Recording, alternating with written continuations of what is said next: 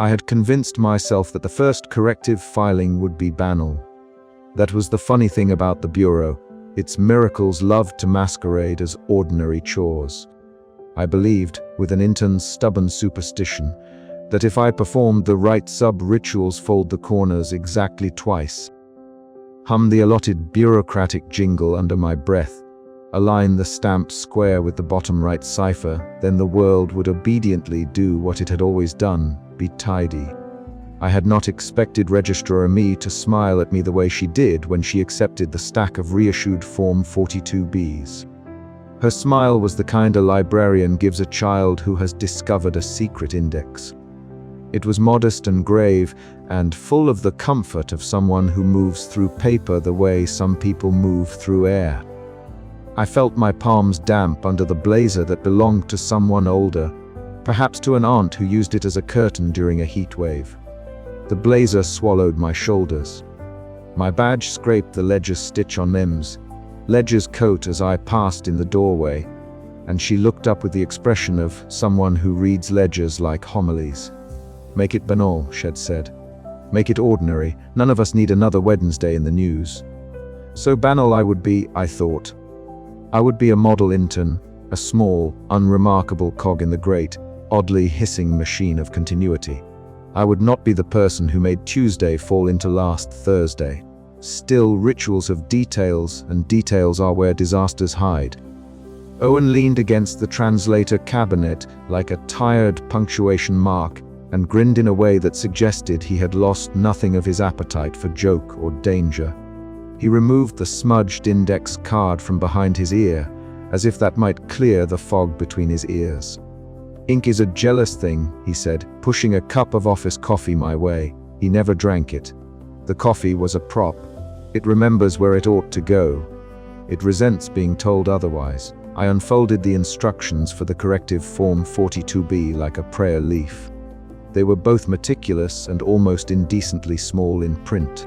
Form 42B asked politely for a date of misplacement, a list of altered items, the signature of an on-duty supervisor, and for reasons I later learned were both tradition and talisman, the precise circumference of the signature loop. There was a line for witness and another that read staple with left-handed motion. I had written my apologies to the staplers on the back of the sheet and filed them under maybe. The staplers were not yet offended enough to take legal action. We set ourselves to the ritual in the corridor by the filing cabinets because space and ceremony go together. The air smelled as usual of toner and distant thunder, a phrase I would tuck away and unfurl in quiet moments like a lucky coin. Registrar Amy arranged the forms into a neat fan mise. Ledger hovered, fingers in the pockets of her many-pocketed suit. I liked to think the pockets were pockets for possibility, and Harmon sent a mo in the form of a calendar page that shivered of its own volition. Dot, who was not properly allowed in corridors but had crawled out through a crack in the ledger, sat on the edge of the table like a folded thought and took occasional interest by twitching an ear that was a corner of paper. "Remember the loopms," Ledger said. "The loop must say yes and then not mean it too loudly." "Owen," I said, "how loudly should it not mean it?" Owen made a circle with his thumb and forefinger and knocked it on the table so it made a small, ceremonious sound. "Like that," he said. "Not too loud, not especially enthusiastic, but with no traces of resentment. Resentment is a bad ink." Registrar Amy dipped the seal. The stamp breathed a sigh as the ink caught. The motion was strangely intimate, like the creak of a ship that still trusted the sea. She kissed the rubber pad, the way old operatives kissed the brass on the vault to ask it permission.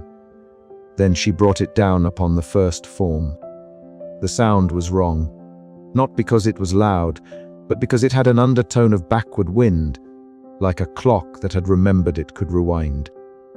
For half a second the fluorescent lights seemed to flicker with approval, and then, small as a hiccup and vast as an earthquake, an intern on the second floor greeted his supervisor with a "Good morning, sir," only to be told, politely and with the memory of retirement, that that was not the right day to be saying that. "That's not right, Ms. Ledger said. "It's ink," Owen said cheerfully, and then went pale in a way that did not suit him.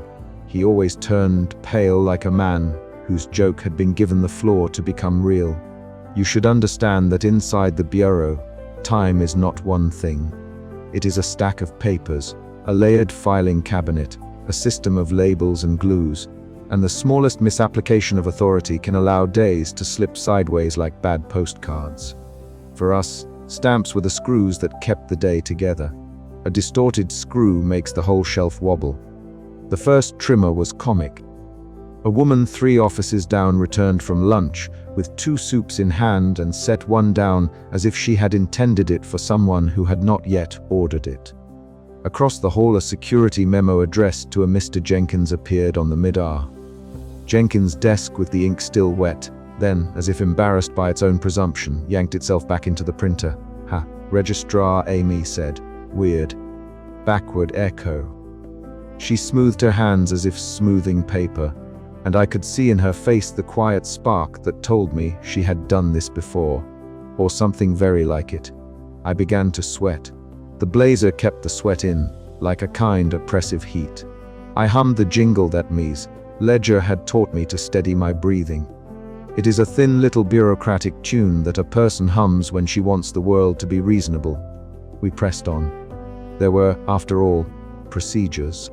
Procedures are like spells in that they contain logic, repetition, and the possibility of being recited wrong. Registrar Amy restamped the next form, Ms. Ledger signed where the ledger stitch suggested she sign, and Owen produced very quietly a little strip of adhesive with a printed motto, "Do not overcorrect." We followed the steps, we looped the signatures politely. We stapled the ceremonial 3 staples in left-handed motion. I kept my apologies to the staplers warm in my pocket. Ate the corner of a marginal note and left a small and perfectly useful ellipses behind, like a breadcrumb. And then the misprint in the corner of the supply of reissued Form 42Bs showed itself to be a temptation. It was small and accidental, an error in the print run. Instead of the code for Tuesday we had, somewhere in the margin, "Tooth overlap see appendix." It was a printer's note that had been meant for the pressman, not the clerks, and it read like a stage direction where no stage existed. Registrar Amy's stamp hesitated. Ink is jealous. Remember, it can smell indecision. A hesitation is a scent to it. The stamp came down. The sound this time was a bell. It was a bell with a missing clapper.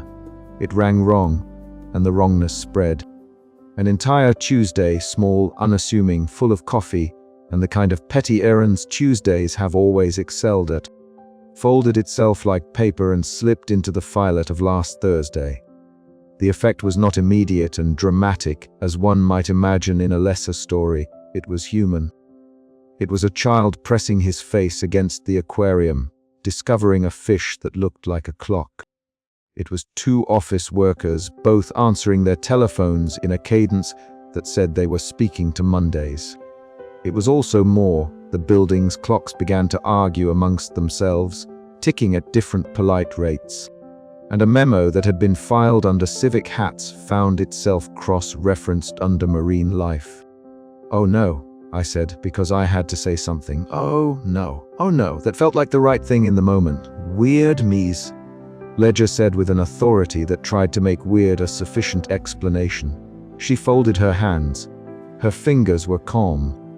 Her ledger-stitched coat rustled like a solemn seaweed. "We need to reverse it," Owen said, and his voice had a small tremor under the bravado. He always sounded resourceful. It was one of his more attractive faults. "We follow procedure again," Registrar Amy murmured. We file back into order." So we did what the bored and heroic do. We doubled down on ritual to fix the very ritual that had cheated us. There is a certain arithmetic to panic. Double the prayer, triple the signatures. If one stamp misbehaves, you bring 3 more to court. It works sometimes. It fails spectacularly in other times, and I now had to learn the exact difference by living through one of the failing moments. The office dissolved into a chorus of clerical murmurs. Telephone calls overlapped with conversations that had happened yesterday, or might yet happen tomorrow. and the fluorescent lights held steady as only bureaucratic lights can hold steady, indifferent and expectant. An intern in a sweater 2 offices down, Martin, I think his name was, came into my corridor and found an older version of me's. Ledger giving him a stern, retired glance and telling him delicately that had not yet been allowed to bring up the issue. He looked at me as if I had arranged this theatrical confusion deliberately. "Is this part of orientation?" he asked, candid and terrified. He asked it in a voice that came from last Thursday. "No," I said, foolishly adding, "not normally." I will try now to describe what panic does inside a person who thinks of themselves as a filing clerk. Panic does not explode. Panic files itself into every crevice of your mental cabinets. It writes urgent on your memory. It stamps your chest. It sets an unnecessary stack of printouts in front of you and expects you to find the correct subclause under which to productively tremble. Owen took the stapler from me at some point, I'm not sure when, and he pressed an old tie into the heart of the stack of corrected forms, as if giving it an offering. "Staple with intention," he said, and it was the kind of thing you can only say when the world is uncertain and you must insist it is not. We attempted the correction again. Registrar Amy, with the calm of a heart surgeon and the hands of a stamp artist, applied the seals one by one. Mies. Ledger supplied signatures like sacraments. Dot offered a marginal shrug. I held the corner of the ledger and tried to breathe with the measured cadence of a person who files their breath in triplicate. This time, the seal did not make the wrong sound. It made a hopeful, timid sound. For a single elongated moment, I allowed myself to believe in the miracle of procedure. The office exhaled. Someone laughed, nervous and then embarrassed. It was not to hold. A coffee arrived in the corridor before it had been ordered. It materialized on a saucer with a polite note, "For someone who will need it later." The coffee was hot. The person who would later get it wandered by and accepted it as if nothing were unusual. I watched the steam and wondered if coffee had always had prophets. The misapplied correction had not been corrected. It had been compounded. The reissued forms, in a kind of bureaucratic empathy, decided to take the next step themselves.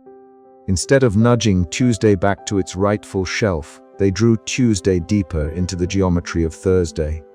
Whole conversations layered atop one another.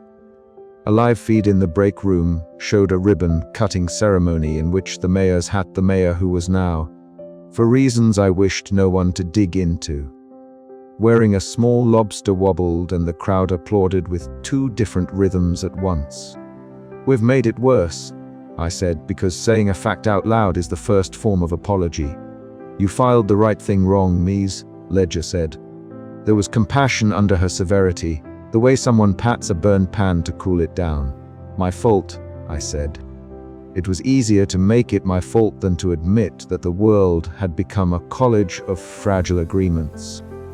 It felt, for an intern, like an honest defense. If the intern did the thing, the intern can also fix the thing. But the Bureau is not an instrument of solitary labor. It is a system of negotiated acts, and each act has witnesses and countersigns. Registrar Amy, with a small, secret smile that said she liked me more than she had yesterday, produced a roll of adhesive tape printed, with the words "Reissue at dawn," that she had been hoarding for a moment like this. We wrapped the edges of the forms. We muttered the proper apologies to the staplers. Owen whispered a joke about archivists being the only people who could buy silence in bulk. The cascading consequences were both comic and cruel. A retired copy of Mir Pockets, who collects lost things, walked into a locker and left only to reappear with half a dozen umbrellas that none of us remembered losing. Mail that had been properly stamped in a Tuesday smooth hand folded itself into letters that now read like polite riddles. A complaint about the lobster hat was logged under culinary accessories and municipal missteps for reasons no one could quite pass without a cup of Mabel's soup. At one point I apologized to a stapler. I wrote the apology down on a scrap and intended to file it under maybe. I could not tell you whether the stapler felt merciful.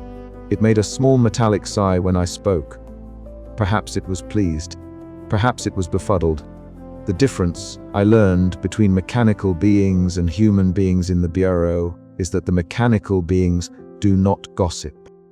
By the time the day had grown slippery and the office felt like a box of photographs in which some had been shuffled Mies. Ledger called us to the small conference room that smelled faintly of dust and the memory of decisions. She set her ledger on the table like a judge placing a palm on scripture. She looked at each of us and said, "Simply, we will try again, and we will be more careful, but we will not do it alone." Owen nodded and produced, as if he had been waiting for this permission his whole life, a pocketful of improbable stamps, one with a sailor, one with a small dog, another with an eye that winked when you pressed it. He passed them out with the solemnity of a man who knows how to make a joke into a bribe. "For morale," he said.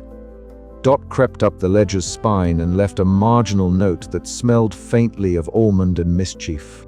It was, as far as Dot was concerned, the closest thing to a treaty. We pinned our hopes to one formula: meticulous, witnessed, correct. Each person would sign. Each person would countersign. The moral weight of the signatures would make up for the arrogant inexactness of a printer's note. We would refile the misfile, shut the book, and send Tuesday back to its quiet, necessary tasks. It was, therefore, a particular horror when the final restamping produced a sound like a sigh, and then a small, impossible sound like someone closing a book that had never been opened before. The effect was quieter than thunder. The world rearranged itself delicately, like a hand tidying a mantle. I supposed that was worse. I think, Ledger said slowly, that a piece of Tuesday will have to be recatalogued. Owen. Harmon asked, and his voice had the stern honey a choir gives to a hymn. Owen's face folded in on itself like a page. He looked as if he had swallowed a memory he did not wish to lose. "I have an old file," he said. "I've been saving it. If we staple it to the ledger, if I hand it over to be formally recorded maybe Tuesday, we'll find the right shelf again." We looked at the file. It was a thin thing with a coffee stain like a map. Owen's face when he opened it was the face of someone mourning a joke he could not tell without betraying the smile. I wanted to tell him that I was sorry. I wanted to tell him that I had been trying to be banal. I wanted to tell him that 1,000 small apologies lived in my blazer pockets. But words were like forms that needed signatures, and I had not yet learned to sign everything I felt. We stapled the file into the ledger. The staple was small, and the ceremony modest. Owen placed his hands over it, then let them fall. There was a small pressure, like a hand on the back of your neck saying, "Do this." I felt the ledger's spine like an animal preparing to sleep. The next thing I remember is the office sighing into itself. The overlapping hum of days smoothed, not like iron, but like a bed being made when someone has remembered a missing pillow. Tuesday did not return to its exact former shape. It kept a stubborn souvenir, a coffee that insisted on arrival at odd hours and the knowledge, intimate and slightly scandalous, that hats have tastes. The lobster hat remained in the news for a few days, charmingly unrepentant. I learned from that day, as I learned from many small painful and comic incidents afterwards, that bureaucracy is a species of faith. We believe the ritual will hold because it has held before. We hold because someone must hold. We staple apologies into ledgers because we like the noise they make. And I learned, too, the thing I had not expected, that procedures can be wrong in the right way. When Owen stapled his file into the ledger, he did not just give up a curiosity. He offered a concession. The world, grateful and perverse, accepted it. In return, it allowed us to wear our days again without too much embarrassment.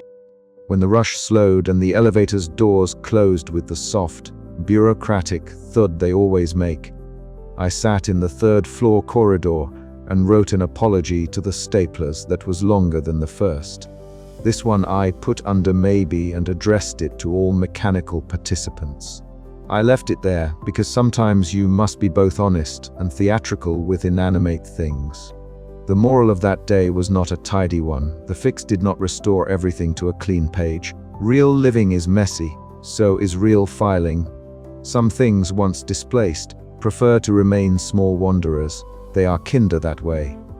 By late afternoon, Registrar Amy had resumed her work with the quiet patience of a woman who knows stamps of moods, me's. Ledger waved her hands and rearranged a crease in her worry. Owen smoked a cigarette that tasted of metaphor and put it out in a jar labeled for future use. Dot left a marginal note that simply read, "You tried." I left the office with my blazer feeling less like a costume and more like a skin that had been stretched in the act of growing. I had been an intern who misfiled the world once, and that was a proper embarrassment. But it was also a beginning. And if you ask whether I learned how to avoid making Tuesday tumble into last Thursday forever after, I will tell you two truths. The first is, no, I did not. Mistakes are a stubborn, attractive force. The second is, sometimes when a day slips, letting it keep a small, humane error is better than returning it to a bland perfection. It keeps the world from being a perfectly ironed sheet of time. It keeps it warm. As I walked home that evening, the city felt like paper with a few pages slightly dog-eared. I liked it. I hummed the bureaucratic jingle me's. Ledger had shown me and felt something in its rhythm. Not order, not chaos, but a kind of negotiated peace. The lobster hat passed in a newsfeed somewhere, noble and absurd. I thought, privately, ridiculous thoughts, that staplers perhaps kept grudges, that ledgers slept with their pages open to dream of marginal notes, that Dot might, one day, write its name in full. I also thought, less privately, that if I had a single regret, it would be that I had not known sooner how willing people were to sign their names on little acts of kindness. The hook of that night, and the thing that made me both more nervous and oddly pleased for the future, was the knowledge that somewhere, in some stack of forms, another misprint waited.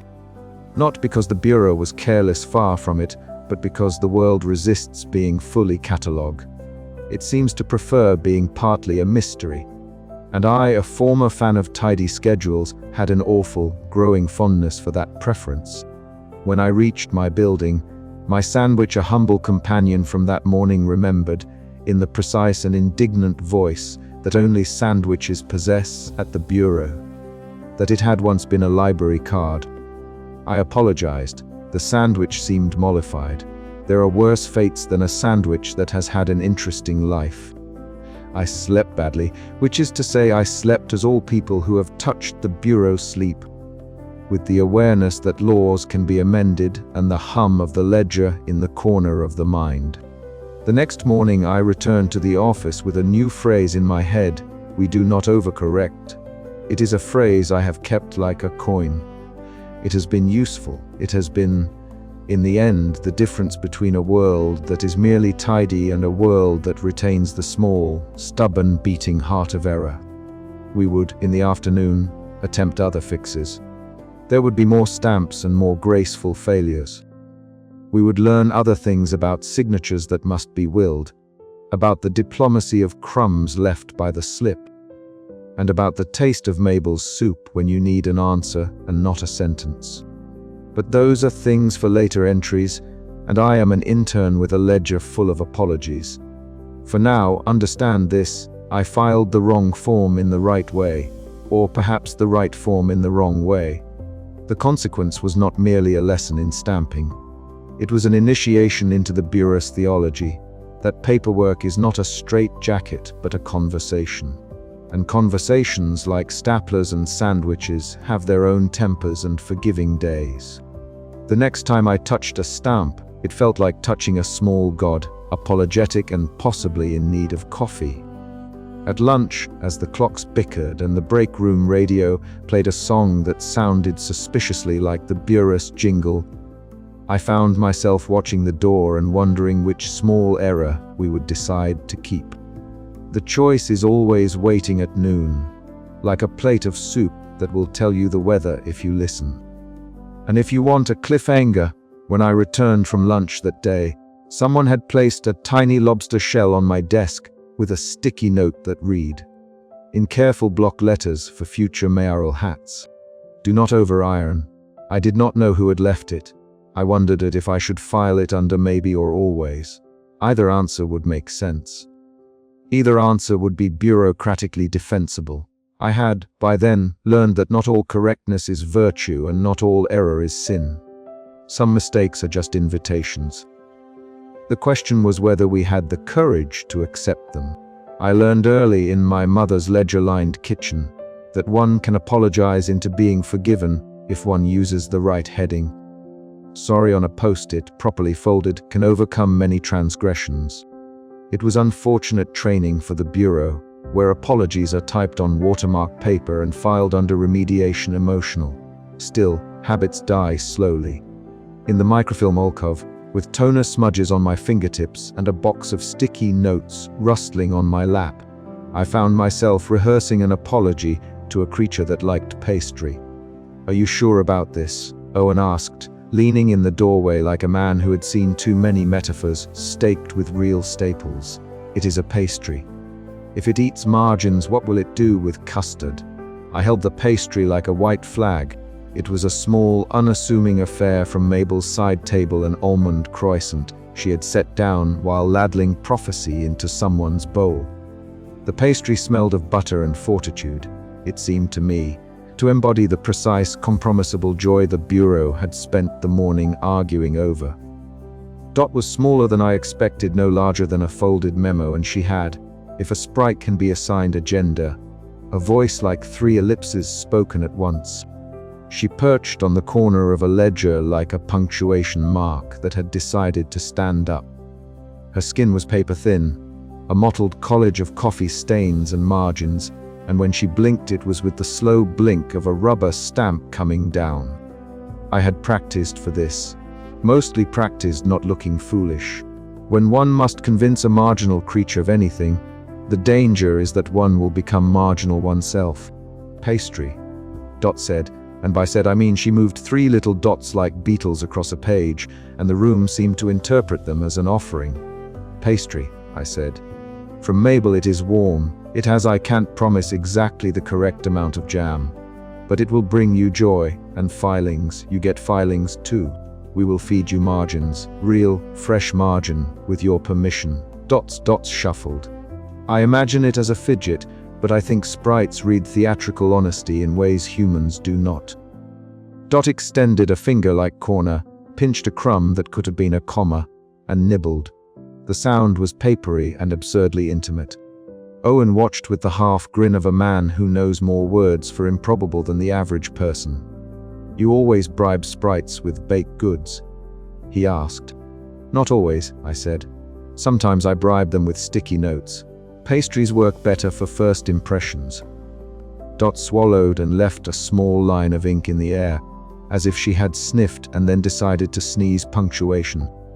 The air filled with the smell of warm sugar and toner, a scent I had by now learned to associate with hope, with paperwork's tiny, ridiculous miracles. "What do you want?" I asked, in the formal way Mies' ledger had taught me when we negotiated a stamp shortage, precisely, politely, and with the acceptance that the answer might be elliptical. Dot made a set of dots that looked like a question mark and then scrawled on the edge of a nearby form 42BM, ARG in. I took it easy, read that again for me out loud, if you can. Dot annoyed at me by scribbling a little flourish that could have been a laugh. Then, in her own paper-rustling fashion, she produced a marginal note, a corner of handwriting in a midnight ink I had never seen inside bureau walls. The note was not typed, it was not neat. It looked, disturbingly and thrillingly, like a thought scrawled when someone looked away from a form and allowed a private opinion to leak into the margin. "This is forbidden," I whispered. "Forbidden, yes, but it belongs to the file, which makes it procedural property." "We are within our rights," Owen said, always the charming anarchist when it came to semantics. "Besides," he added, and leaned close so his breath smelled faintly of questionable office coffee, "we're in the business of talking to forbidden things." I unfolded the marginal note with a reverence I had once reserved for library books and the last good donut in a break room. The handwriting, if I can call it that, was a curving, slightly impatient script. It read, "I do not like being smoothed. I prefer edges. I am not a mistake." The signature, if that little slant constituted one, was a tiny smudge that may or may not have resembled a face. "For slip?" I asked. Dot made 3 dots that meant, as far as I could tell, yes, but also maybe, and don't say its name too loudly. I had not expected a note to be an argument. Bureau work tended toward the sedate, forms countersigned, filed away like sleeping animals. But here was a sentence with aspiration. It argued for its right to be not overseen or corrected, but acknowledged. It wanted edge. It preferred to be present rather than politely eliminated. It has personality, Amy said softly. She had arrived without my realizing. Registrars have the uncanny ability to appear like commas at the ends of sentences. She hovered with a stack of stamps in one hand and a tiny, conspiratorial smile. There is a kind of honesty in the way certain people love stamps. Their enthusiasm resembles religious devotion. It says it prefers edges. That sounds like an agenda, or a philosophy, Owen offered. I felt my throat tighten. If the misfile had the rudimentary capacity to sign its thoughts, then my misplacement of Form 42B was more than a clerical hiccup. It was contact with something that believed in itself, that meant compassion. It meant negotiation. It meant I could no longer fully hide behind policy. "We have to be careful, Mies," Ledger would have said, had she been there. I could hear the rustle of her coat, the soft stamp of Ledgered authority. Instead, I had as company a pastry, a file sprite, and a woman whose smile made the bureau stamp closets suddenly seem domestic. Meh. Pockets found us then, as if he had been waiting in a pocket for the right time to emerge.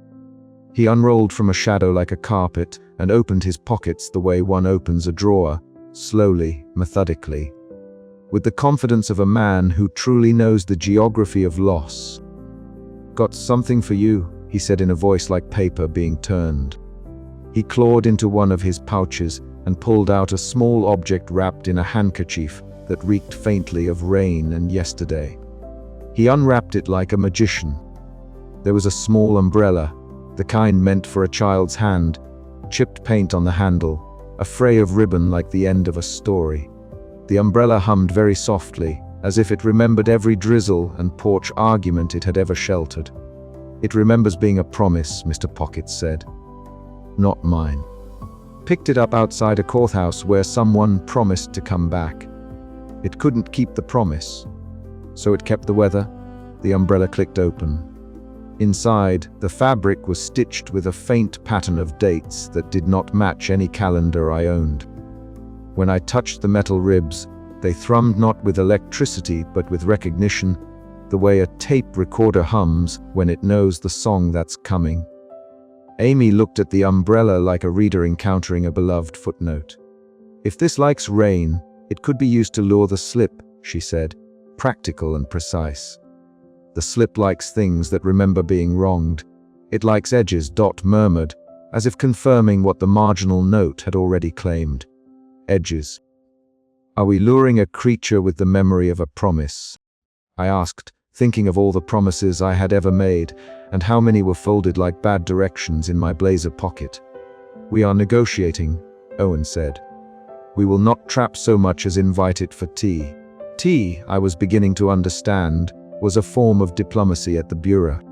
You could staple a memo and demand signatures, but if you wanted a soul to speak honestly about itself, you offered warmth and something sweet. Mabel's soups and pastries had brokered more truces than the Council of Continuity ever had. The umbrella hummed in my hands, and I felt suddenly foolish for the smallness of the apology notes I had written to staplers. There was an echo inside that hum, a small loop of memory that sounded suspiciously like a child's laugh. "You think it will help?" I asked Amy. She smiled in the way one smiles when one wants to be fierce and kind at once.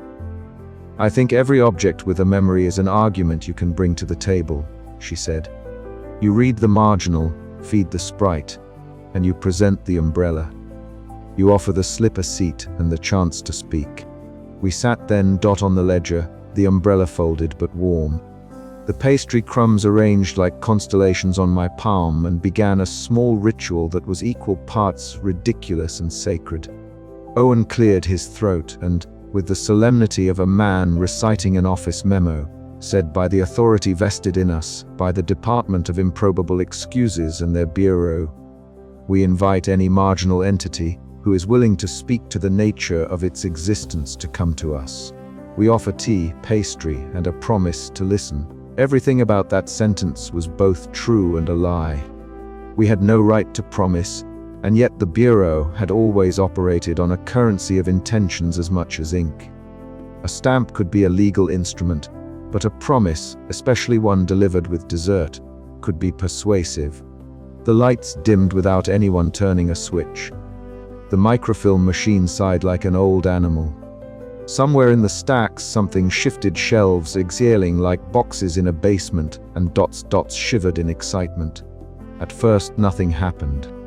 Then a question mark showed up in the margin near the note's edge, as if someone had poked their head up from under the page. The ink was wet with possibility. A small smudge that could have been a face smiled a little. If a smudge can smile, it was both relieved and affronted. "You speak in crumbs and italics," the slip said, and the voice resembled the sound of a pen uncapping. I almost dropped the umbrella. "We wanted to talk," I said, which was the truth and also the understatement of my life. "Talk. People always talk," the slip replied. "They reach their fingers into my margins and pull me like a loose thread. They smooth me, they burn me. You put pastry where my mouth might be. Unusual." "We misfiled a set of forms," Owen said, stepping forward despite himself. "It was unintentional. We are trying to put things back. We didn't mean to make me tasteful," the slip finished. "I like taste. I like inconvenience. I like the way a bad hat becomes better with a lobster. I like the way a surprising rain remembers you on a day you need it. You want me to vanish, or you want me to be neat. Why?" The question was ancient and fresh. It had the weight of a complaint and the sharpness of a child asking why leaves fall. If I had an answer, it would have been a policy pamphlet: continuity, safety, the prevention of mass panic. Instead, I found, as often happens in the middle of a crisis, that I had my mother's instinct to file and my own surprising affection for messy things. "Because people need predictability," I said. "Because when days tumble into each other, people get lost, they forget dinners, anniversaries, they owe money twice. They cannot plan funerals." The sentence came out as a jumble of practicalities and fear. We fix things so lives can be lived with fewer rude interruptions. And I say predictable lives, lived like on rails, are not the only lives worth wanting, the slip said. And in that voice I heard all of the scraped amendments that had once been flung into the basements. "I like when you trip over a kindness. I like when your sandwich remembers being someone else, and then apologizes. The world that chooses always to iron out its edges is a world that will never be surprised into happiness." It was an argument. It was a defense. It also sounded a little bit like the reasons I kept sticky notes labeled maybe on my desk. Amy shifted her weight and did that thing clerks do when they file a decision quietly. She stamped the air next to her heart. "We do not want to erase surprise. We want to prevent harm," she said. "Can't you agree that some edges are gentle? Some edges," the slip conceded, "are knives. Some edges are stars. I cannot tell them apart without experimenting." It made a face that could have been a smile or a grimace. We argued then, in sentences full of forms and metaphors, and I discovered that negotiation with a smudge required grammatical discipline, no grand gestures, no impossible promises. The bureaucratic language I had been taught precise, conditional, with plenty of room for caveats was oddly the best diplomacy when the other party was ink-born and inclined to whimsy. Dot fed Dot's own crumbs into the argument like a chorus of punctuation. Meh. Pockets twirled the umbrella handle between his fingers and produced from within its canopy a single bead of rain that remembered a lullaby.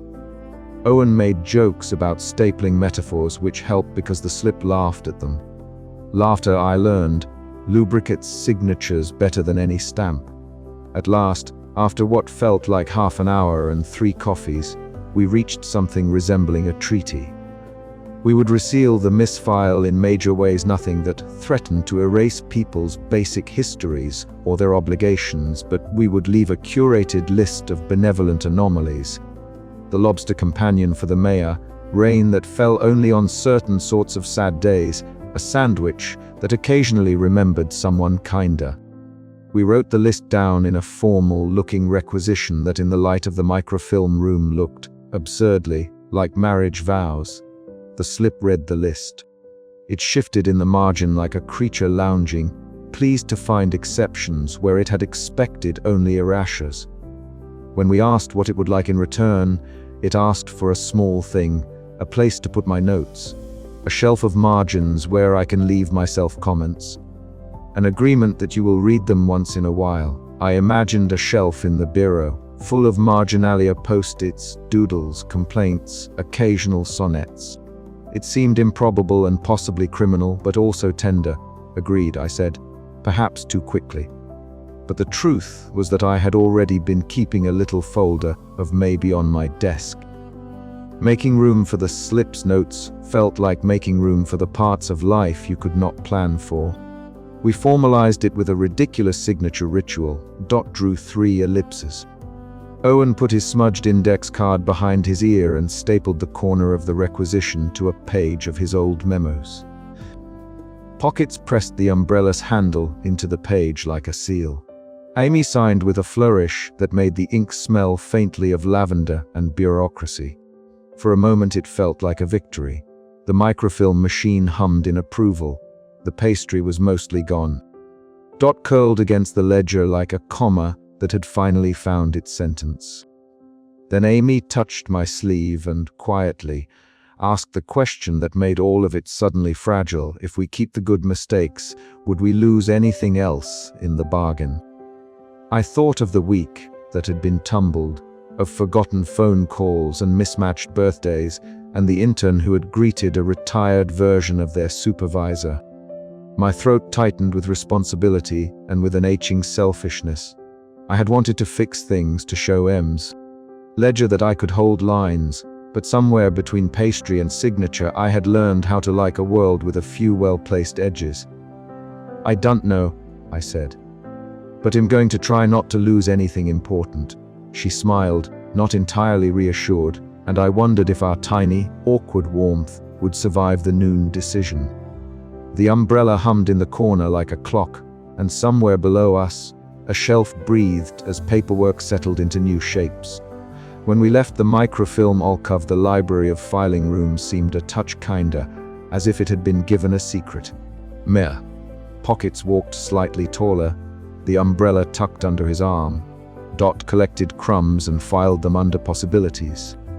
Owen made one more joke about stapling metaphors into future memos. Amy and I traded the sort of look people trade when they have shared a risk and a laugh. I wanted, in that sudden hush before lunchtimes resumed their rituals, to believe that the bureau could be both tidy and a little wild.